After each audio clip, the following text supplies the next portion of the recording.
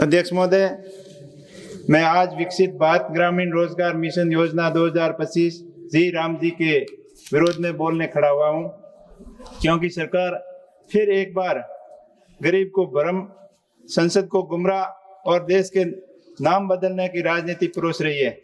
अध्यक्ष महोदय, यूपीए सरकार ने 2005 में मनरेगा जैसी महत्वाकांक्षी योजना लेके आई, जिससे ग्रामीण भारत के अंदर रोजगार के नए अवसर पैदा हुए। गांव के अंदर लोगों को रोजगार मिला और लोगों का पलायन कम हुआ।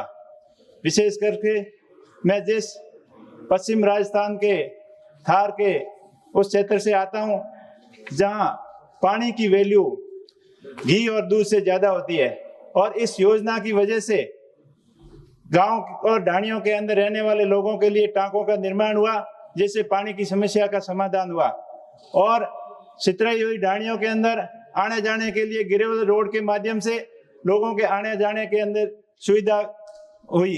और जिस तरीके से अब इस योजना के धीरे धीरे कमजोर किया जा रहा है, और बकाया भुगतान जो लेबर का जो हजारों करोड़ रुपए बाकी है, आज 20,000 करोड़ रुपए पूरे देश के अंदर मनरेगा के अंदर लेबर और मटेरियल आपूर्तिकर्ताओं के लिए बाकी है।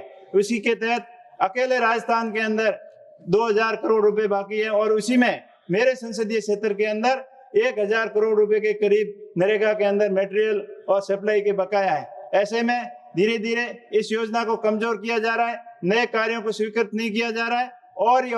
और इस योजना के अंदर 2024 के अंदर जल संग्रहण योजना के तहत बाड़मेर जिले को 2nd पोजीशन मिली। चाहे 4-5 साल के आंकड़ों को इकट्ठा करके मिली हो, लेकिन जल संग्रहण के क्षेत्र में ये योजना वरदान साबित हुई और ग्रामीण क्षेत्र के लोगों को रोजगार देने के लिए ये वरदान साबित हुई। साथ ही साथ इस नई योजना के अंदर 40% हिस्सा राज्य के ऊपर डाल दिया गया। आज राजस्थान राज्य आर्थिक दृष्टि से पिछड़ा हुआ राज्य है। आज राजस्थान के अंदर रिफाइनरी जैसे महत्वपूर्ण प्रोजेक्ट चल रहे हैं, उसके अंदर राज्य अपना 25% हिस्सा देने के लिए सक्षम नहीं है।